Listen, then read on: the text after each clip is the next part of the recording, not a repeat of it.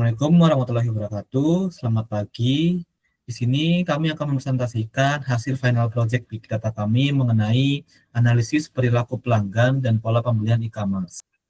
Untuk pertama, yaitu latar belakang dari bisnis ini. Untuk latar belakangnya, di tengah persaingan e-commerce yang sangat kompetitif, perusahaan ini, yaitu perusahaan retail asal Inggris, yang memiliki aset berharga berupa lebih dari 500.000 data transaksi, namun data dalam jumlah besar seringkali tidak disertai dengan pemahaman yang mendalam, sehingga menyulitkan identifikasi pelanggan bernilai tinggi maupun pola pembelian yang signifikan. Proyek ini bertujuan untuk mengatasi tantangan tersebut dengan memanfaatkan APA-CSPAC untuk analisis data skala besar. Fokus utama kita diarahkan pada segmentasi pelanggan dan analisis perilaku pembelian guna menghasilkan rekomendasi bisnis yang akurat dan berbasis data. Nah, dari permasalahan yang ada itu timbul pertanyaan-pertanyaan bisnis mengenai dari bisnis ini. Untuk latar belakangnya, di tengah persaingan e-commerce yang sangat kompetitif, perusahaan ini, yaitu perusahaan retail asal Inggris, yang memiliki aset berharga berupa lebih dari 500.000 data transaksi, namun data dalam jumlah besar seringkali tidak disertai dengan pemahaman yang mendalam, sehingga menyulitkan identifikasi pelanggan bernilai tinggi maupun pola pembelian yang signifikan.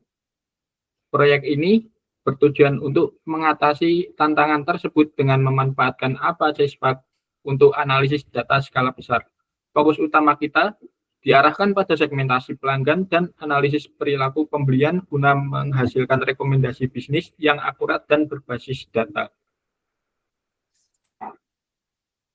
Nah, dari permasalahan yang ada itu timbul pertanyaan-pertanyaan bisnis mengenai permasalahan tersebut.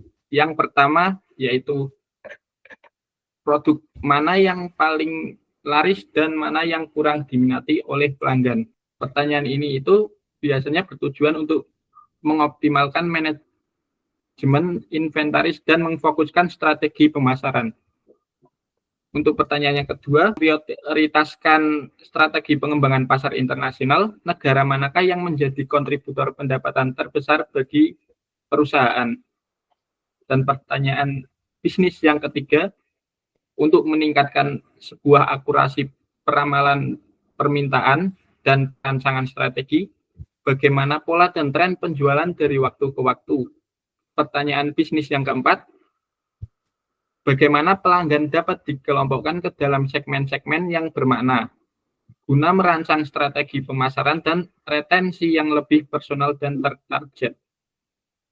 Kemudian, pertanyaan bisnis yang terakhir, yaitu produk apa saja yang paling sering dibeli secara bersamaan atau dalam bahasa lain itu paket bundling oleh pelanggan dalam satu strategi.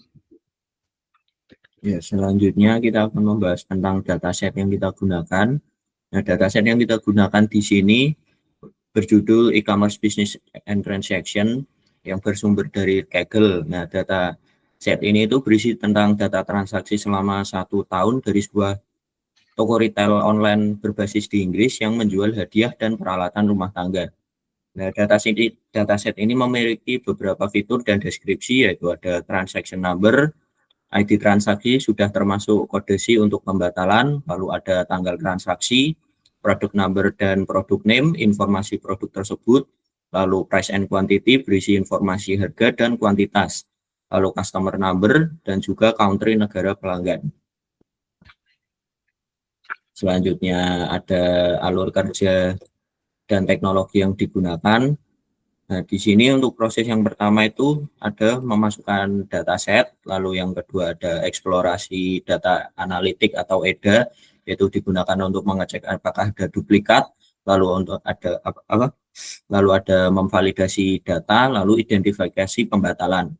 Lalu ada proses data cleaning yang digunakan untuk menghapus duplikat, lalu memperbaiki nilai yang salah, lalu memfilter data pembatalan. Lalu ada informasi terkait data tersebut, yaitu berupa ubah tipe data, lalu memisahkan data penjualan, lalu menambahkan fitur total price dan juga waktu.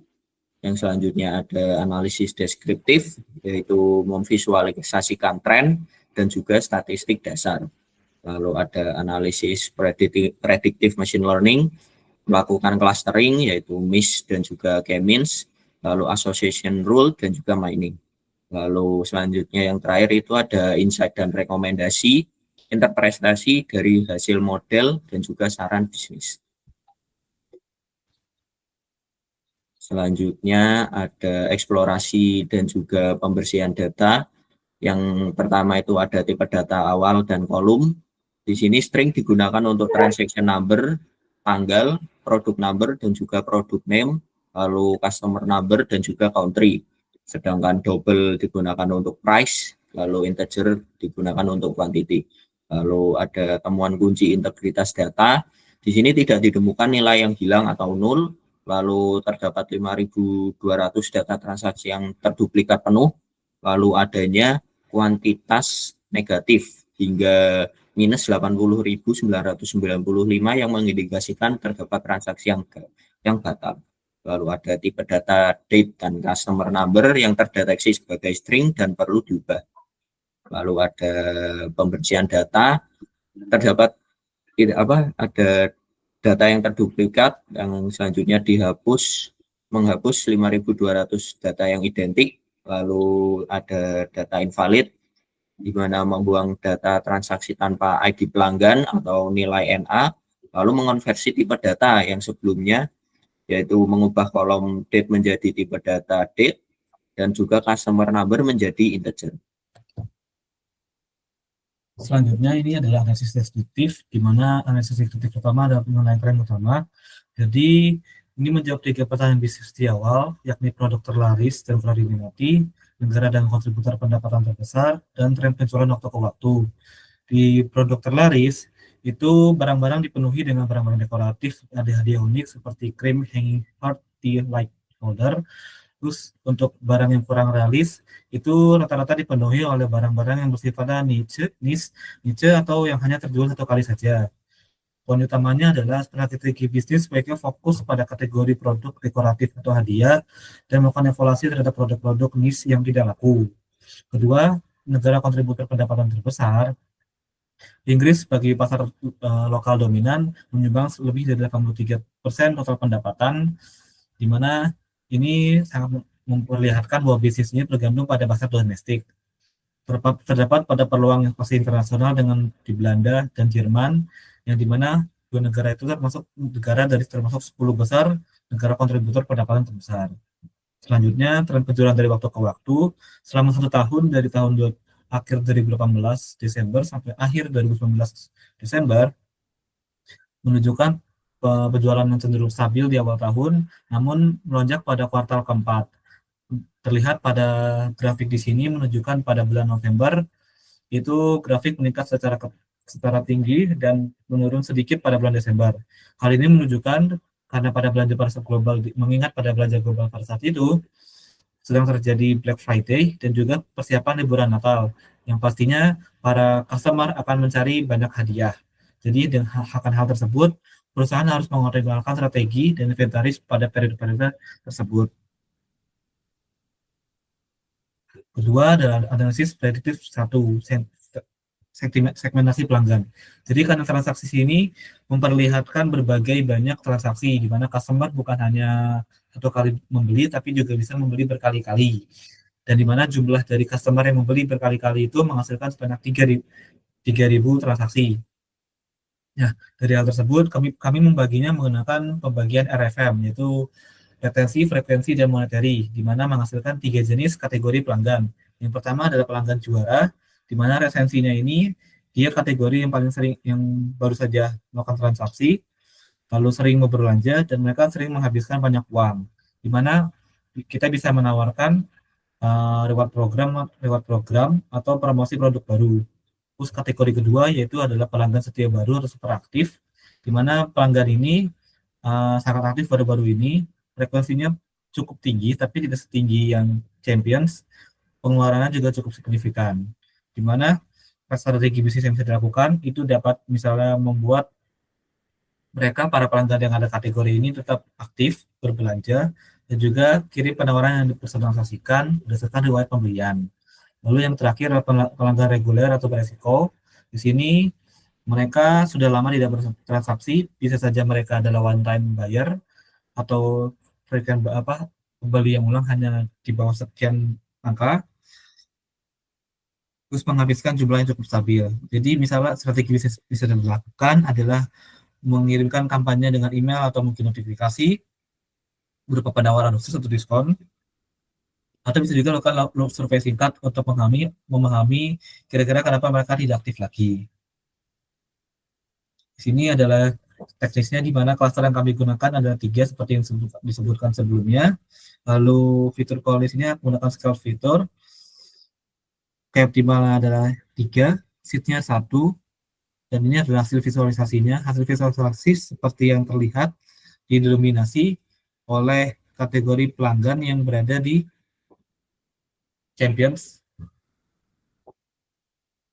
Jadi kategori pelanggan didominasi oleh mereka yang berada di Matrix, di mana menunjukkan sekali bahwa di sini pojok sebelah kiri terlihat frekuensi dan monetarinya itu sangatlah sedikit. Sedangkan yang paling pojok seperti outlier ini adalah pelanggan-pelanggan yang champion. Selanjutnya analisis prediktif kedua, yakni produk apa saja yang dibeli bersamaan. Di sini menggunakan aturan asosiasi, yaitu menggunakan model FP Crowd. Jadi di sini adalah mencari aturan asosiasi ini kuat supaya perusahaan retail ini dapat membuat rekomendasi sistem melihat berdasarkan riwayat transaksi pelanggan, di mana transaksi ini misalnya menunjukkan dari Green Regency Tikap dan proses Regency Tikap memiliki kemungkinan 70,6% membeli Pink Regency Tikap, yang berarti bahwa pelanggan ini ada kemungkinan mereka akan membeli barang-barang yang berjenis set gitu, seperti set, yang dimana bisa dijadikan strategi bundling. Jadi seperti strategi bundling Regency T set collection dengan harga potongan spesial. Selanjutnya bisa memberikan di halaman produk tersebut, di bawah lainnya bisa diberikan rekomendasi produk sejenis, dan juga dalam kampanye email atau iklan, promosi tikap ini bisa menjadi salah satu koleksi, bukan sebagai produk individual.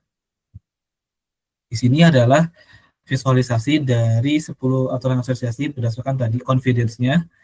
Seperti yang terlihat bahwa 3 teratas ini semuanya adalah tikap, lalu diikuti satu ini adalah Jumbo Choice Pitsuki, yang dimana sekali lagi ini menunjukkan bahwa kesamaan produk lainnya adalah Jumbo Red Spot, yang berarti kebanyakan pelanggan akan membeli barang yang berupa set dalam satu bila transaksi mereka itu merupakan pembelian yang banyak.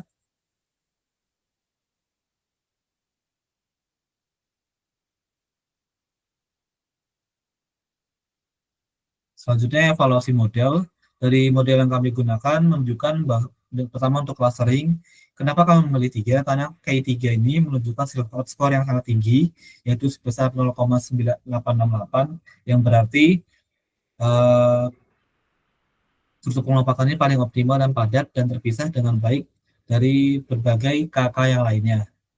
Lalu untuk evaluasi, model ini berhasil menemukan aturan-aturan dengan nilai lift yang sangat tinggi, yakni di atas 10, yang menandakan bahwa asosiasi sangatlah kuat dan bukan hanya kebetulan. Misalnya aturan teratas pembelian Green Teacup dan Roses Teacup yang maka mungkin dia akan membeli Pink Teacup memiliki nilai confidence sebanyak 70,6% dengan lift 18,2. Lift yang sangat tinggi ini membuktikan bahwa aturan sangatlah valid dan memberikan nilai bisnis yang tinggi untuk strategi cross selling. Nah, dari proses analisis yang sudah dilakukan tadi, ada 4 insight yang sudah didapatkan. Yaitu yang pertama, ada banyak pelanggan yang hanya beli sekali. Untuk rekomendasinya, buat kampanye re-engagement dengan penawaran khusus untuk mengubah mereka menjadi pelanggan yang setia. Untuk insight kedua, yaitu pelanggan cenderung mengoleksi produk seri. Contohnya, T-Cup.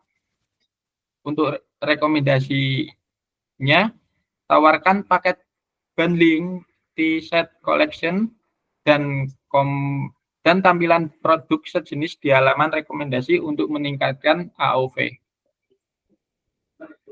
Untuk insight yang ketiga, yaitu penjualan melonjak drastis di bulan November secara global. Nah, rekomendasinya itu alokasi budget marketing terbesar dan dioptimalkan manajemen stok untuk menyambut Q4, terutama untuk produk hadiah.